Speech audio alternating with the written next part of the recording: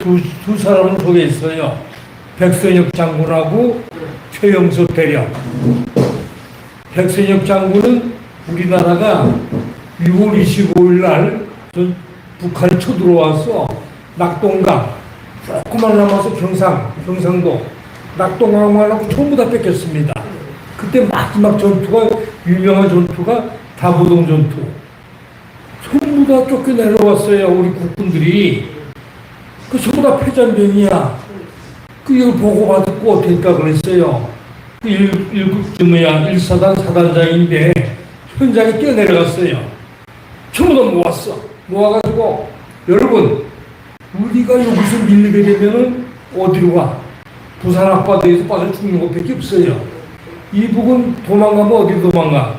만주로 도망간다든가, 이게 중국으로 도망갈 수 있는 길이 있는데, 우리 길이 없지 않느냐? 이판사판이다.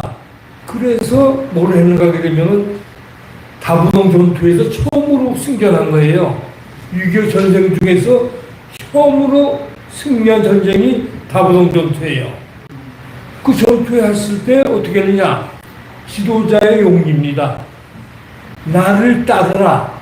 내가 만약에 후퇴하면은 나를 쏴라 이거예요.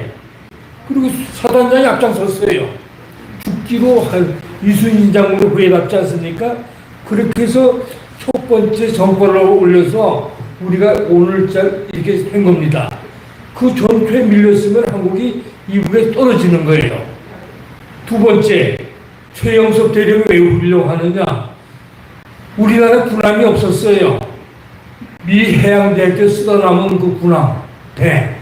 그걸 갖다 우리 사와왔어요. 사와가지고 그때 그 군함을 가지고 했는데 하나님이 도와서 북한이 부산을 점령하려고 이북에서 쭉 내려왔어요. 600명의 무장폭도. 600명이 들어오게 되면 기관단, 청, 중화기도 들어오게 되면 부산이 떨어져요. 그럼 낙동강 떨어져 부산이 떨어지면 대한민국 끝. 그때 최영석 대령이 뭐 했는가 하게 되면은 그걸 딱 봤어. 정체불명의 무장 함선 들어올 보고 그때 대포를 쏴가지고 600명이 있는 그걸 수장을 시켜버렸어요. 그래가지고 우리가 사는 겁니다. 그 최영석 대령이 누구 아버지냐면 감사원장하고 최재형 대령이에요. 최재형 감사원장 아버지인데, 그래서 제가 하도 고마워서 그 최영석 대령님이라든가 이런 할 때 제가 갑니다. 대전현충원까지 가서 나 모셔드리고 같이 기도하고, 그 최재형 대령 그 아버지, 감사원장 아버지가 최영석 대령인데 이 양반이 그렇게 훌륭한 사람이에요. 근데 그 사람이 신촌 장로교에 열심히 나가시는 신자고 아주 잘생겼어요. 아들보다 더 잘생겼어. 털도 이렇게 수염도 구렛나루 나고. 그때 우리가 봤을 때 우리나라 장군들도 훌륭한 사람 많이 있지만 처음으로 잊었어. 자꾸 치다 보면 패배의식이 생겨요. 우리 애들도 나가서 자꾸 조 맞으면 기가 죽어. 한번 싸워서 이겨야 돼요. 그럼 자신감이 생겨. 그래서 우리가 첫 번 전투, 다부동 전투, 이걸 기억하시라. 그리고 부산에서는 누가 쐈느냐? 백두산함 그 군함에서 무장폭도, 북한의 무장폭도 600명이 들어온 걸 쏴가지고 그냥 빠져 수장을 시켰어요. 이런 전투장이 한 끝에, 한 구탱에 있는데 오늘은 소개할 수 있는 사람 제일 큰 거, 세계적인 전투입니다. 인천 상륙작전. 그 여기 말하면 우리 지도 보게 되면 여기 경상도 여기야. 인천이만큼 돼요. 우리나라 이렇게 됐으면 서울 바로 위에. 그것도 어떻게 생각하면 여기 들어온 군대들이 있을 거 아니에요? 군인들은 뭘 차단하면 되느냐면 보급로를 차단하면 돼. 군사 물자라든가 식량이라든가 이걸 딱 끊어버리려고 미국에서 회의를 합니다. 어디로 들어갈까? 군산으로 들어갈까? 어디 서울로 인천으로 들어갈까? 작전을 쭉 세워서 그 작전 계획을 세워요. 그런데 군산으로 들어오게 되면 그대로 쉽게 말하면 군사작전에서 양동작전이라는 게 있어요. 양동. 두 군데서 위에서 치고 밑에서 올라치게 되면 가운데가 되네요. 떨어지는 거예요. 이 양동 작전을 세우는데 인천 상륙 작전을 하는데 이 확률이 5천분의 1이야. 성공 확률이. 왜? 물이 들어왔다 빠지는 게 제일 심해. 조수 간만의 차가. 큰 배가 들어오는데 물이 빠지면 뻘에 걸리잖아요. 그럼 누구 돼? 저게 표적이 됩니다. 그 순간 또 1시간 동안 작전 이루어야 돼요. 물이 있을 때 확 들어왔다 때리고 나가야 되거든. 이걸 감행을 하는데 맥어더 장군이 상륙작전을 갖다가 맥어더 장군 요거 하기 전에 맥어더 장군은 어떤 사령관인가 하게 되면 간단히 소개하겠습니다. 맥어더 장군 아버지 아서 맥어더가 있어요. 고종 황제 때 한국에 와서 근무를 했어. 또 고종 황제가 뭐 감사 선물도 주고 좋은 우리 도자기 같은 거 향로를 선물해 준 그 기록도 있고 아버지 때부터 봤는데 맥어더는 장군의 아들이에요. 장군의 아들이 해가지고 웨스트 포인트 대학에 육사 미군 육사 군관학교 육사학교에 들어갔는데 졸업할 때 수석으로 졸업해요. 그 미국 웨스트 포인트 대학 전체 기록 중에 세 번째로 당시도 1등이지만 그 선배들도 있을 거 아니에요. 역사에 세 번째로 좋은 성적을 가지고 졸업했는데 미군의 그 군대 전력이 있어요.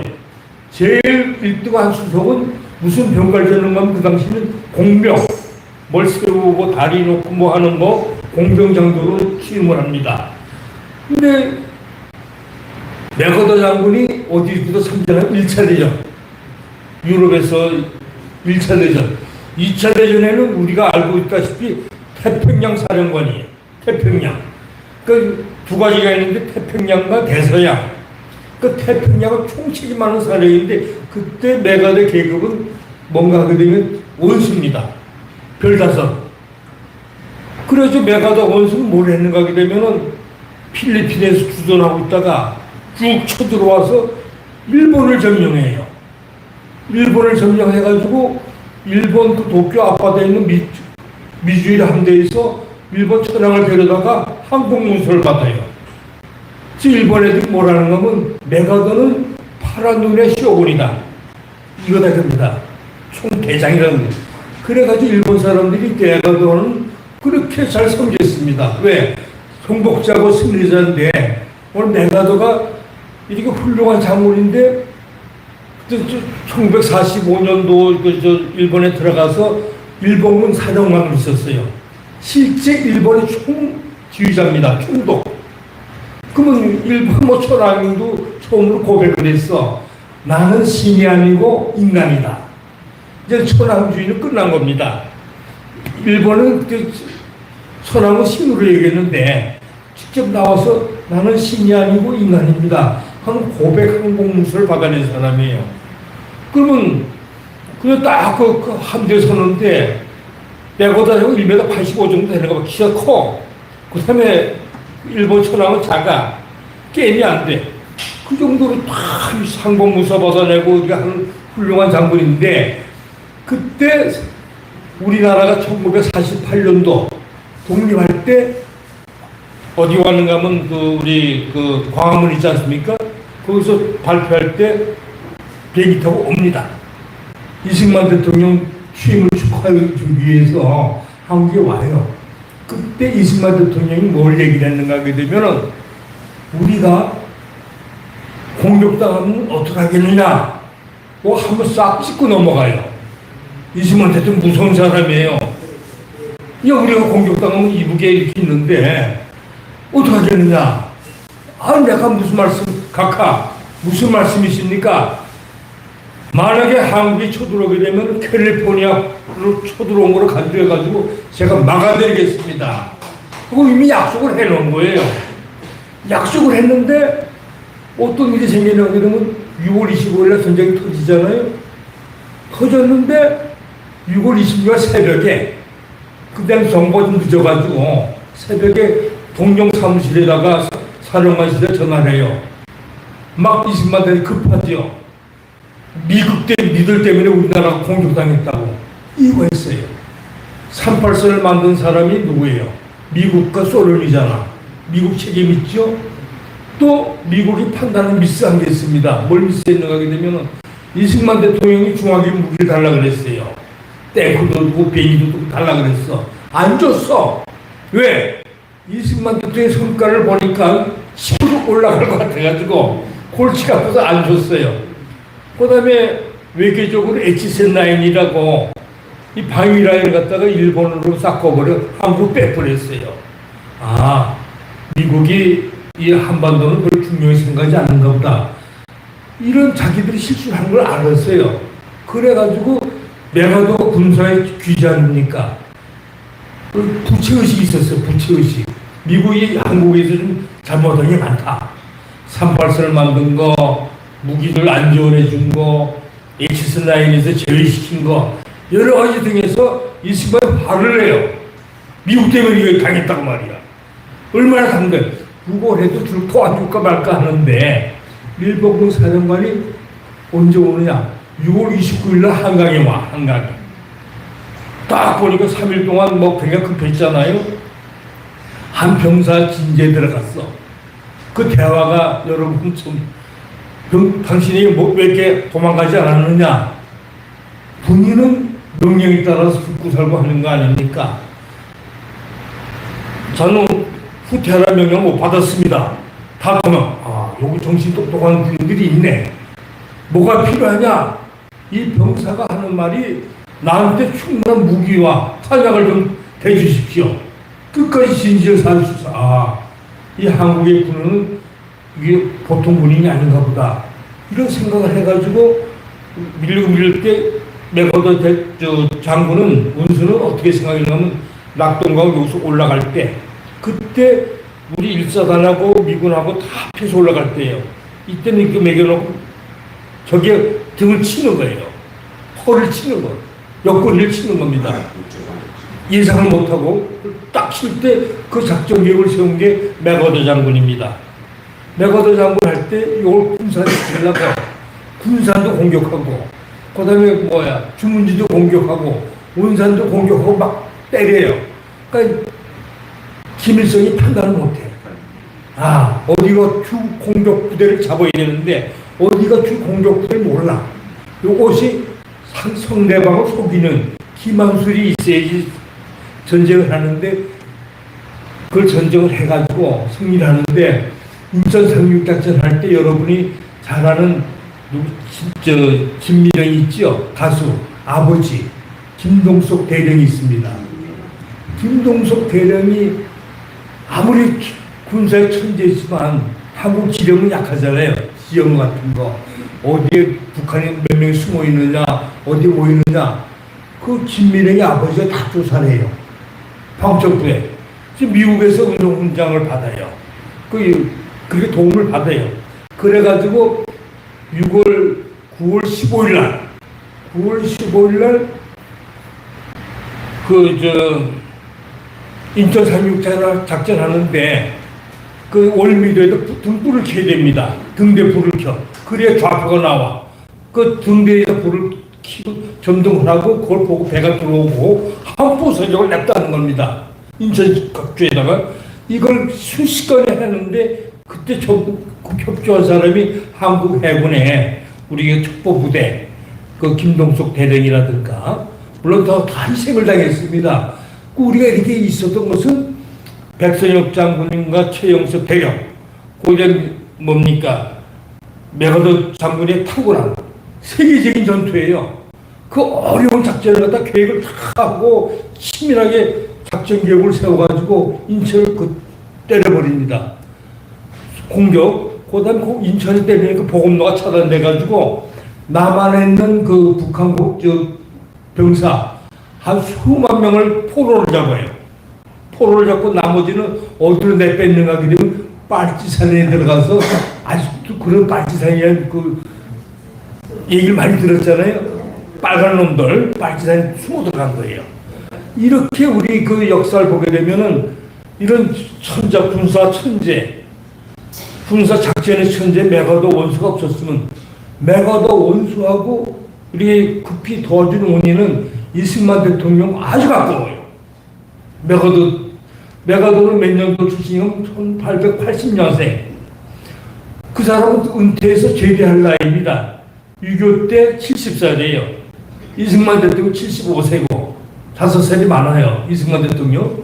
이승만 대통령 아주 작별한데 왜 여러 가지 외교 문제에서 만날 때 보니까 이승만 대통령이 진가를 알아요. 메가더가. 그러니까 사람이 사람을 알아본다는 전에 대화를 나눠보게 되면 저 사람이 어느 수준의 사람이다. 금방 하듯이 메가더가 이승만 대통령 존경합니다.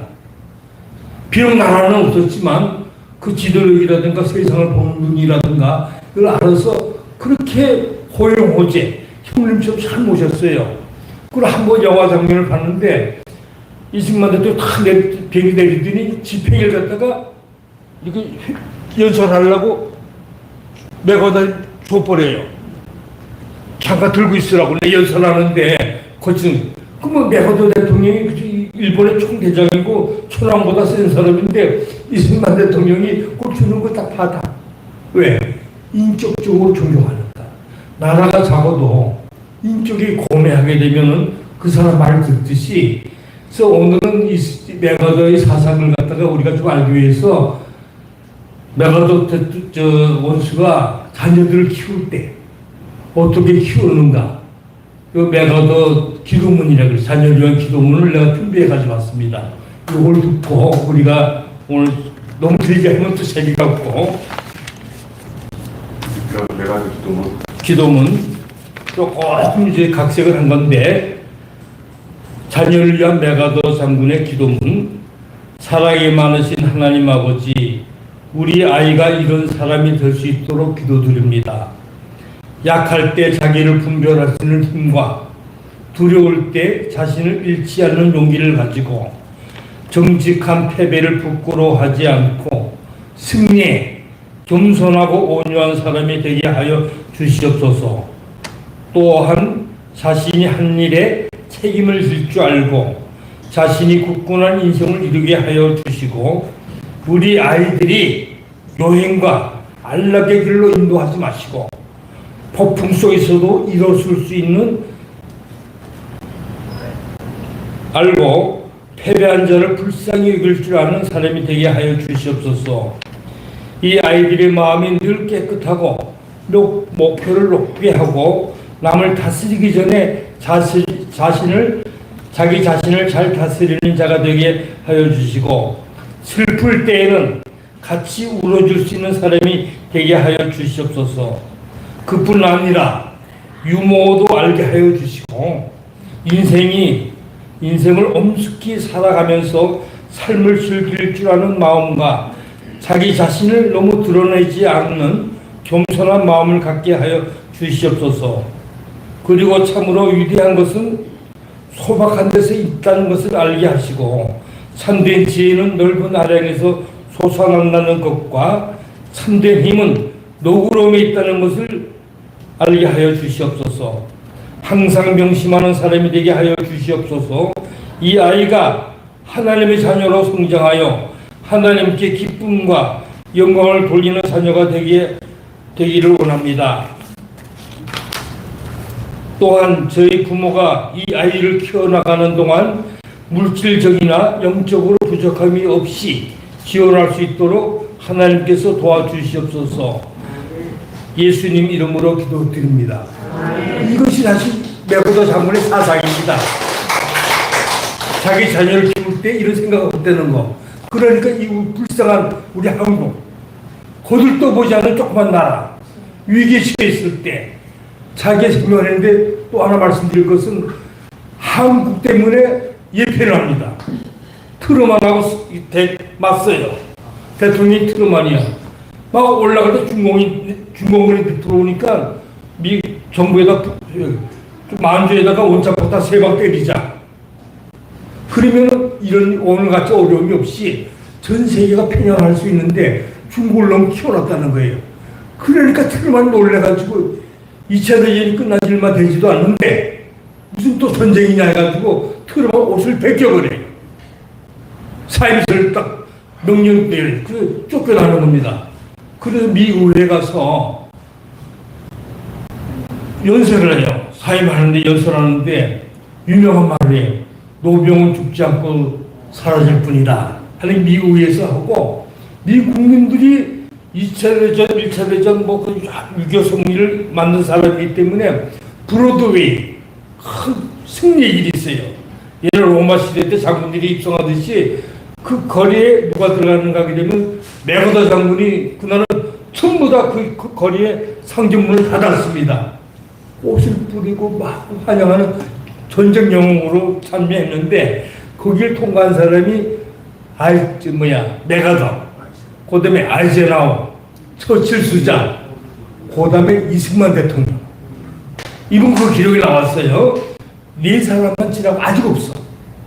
세계에서 위대한 전쟁을 할 때 이렇게 약한 자를 불쌍히 여기고 슬픈 사람과 같이 울어줄 수 있는 따뜻한 마음을 가지고 있는 훌륭한 장군이라는 것을 소개해드리고, 이 훌륭한 은혜를 우리가 항상 잊지 않고 감사함이 있어야 되지 않겠는가. 우리 살려줬으니까. 이걸 모르면 짐승과 같아요. 우리를 구원해 주신 사람들, 물론 하나님의 은혜가 있겠지만